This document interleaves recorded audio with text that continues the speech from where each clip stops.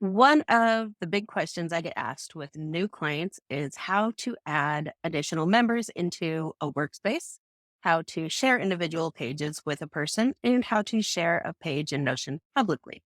So, this tutorial is going to walk you through exactly how to do those three things. First, let's take a look at how to add a new member into your workspace. What you'll want to do is navigate to the Settings and Members tab or in the menu bar on the left hand side. And here is where you can add members. So when you add a person, you can add them based on their email or their name if they're already invited into individual pages.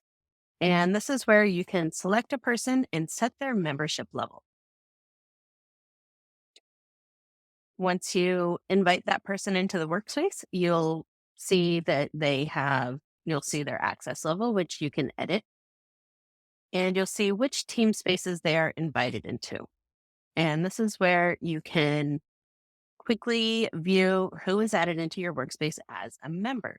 You can also come up here and see who you have added as guests and see if there are any requests that are for your workspace.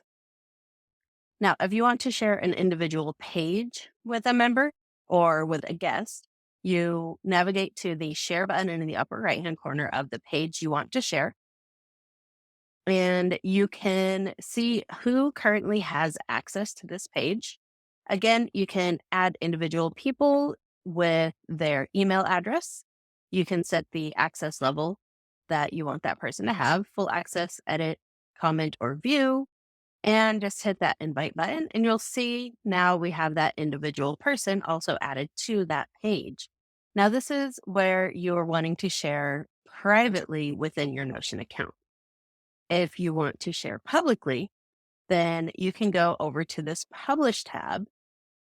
And this is where you can publish a Notion page to the web. When you publish to the web, you'll see that it is now live. You can set the time when it might expire. So if, let's say, you're doing a client proposal in Notion and it has an expiration date, you can set the specific day when it might expire or when it needs to expire. You can also turn on editing or comments. You can allow a duplicate as a template. You can allow search engine indexing. And what that means is that it'll allow Google to crawl your page and add it into the Google search function. If you want to keep it as just a shared public website or a shared website that isn't searchable, make sure everything is turned off. If you're creating Notion templates, you want to make sure to allow duplicate as template so people can copy it into their Notion workspaces.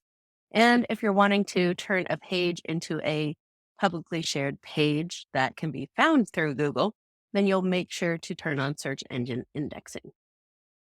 From there, you can view the site or you can unpublish the page. And that's how you can share a Notion page publicly. I hope you found this tutorial helpful. And as always, if you have any questions, feel free to reach out.